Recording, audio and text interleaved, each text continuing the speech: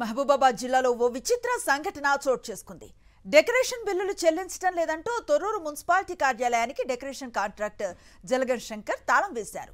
గత 4 ఏళ్లుగా మున్సిపాలిటీ కార్యాలయంలో ప్రభుత్వ కార్యక్రమాలకు చేసిన డెకరేషన్కు 16 లక్షలకు పైగా బకాయిలు పడ్డాయి.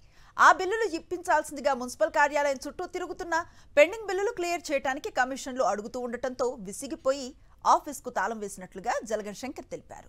పిల్లల బంగారం మొత్తం కూలబెట్టి నేను అప్పు తెచ్చి బయట అప్పు తెచ్చిపోయినా అన్న 4 సంవత్సరాల క్రితం 1 లక్ష రూపాయలు తెచ్చిన అప్పు ఇవాళ ఎంతైతే చెప్పండి అన్న 3 రూపాయలు ఎడుతో సహా ఇవాళ ఎంతైతే చెప్పండి.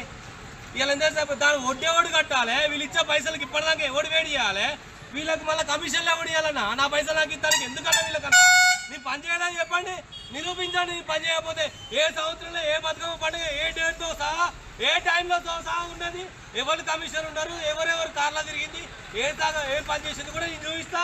విత్ ప్రూఫ్తో సహా ఉంది నా దగ్గర. నాకు 16,80,000 రూపాయలు రావాలి.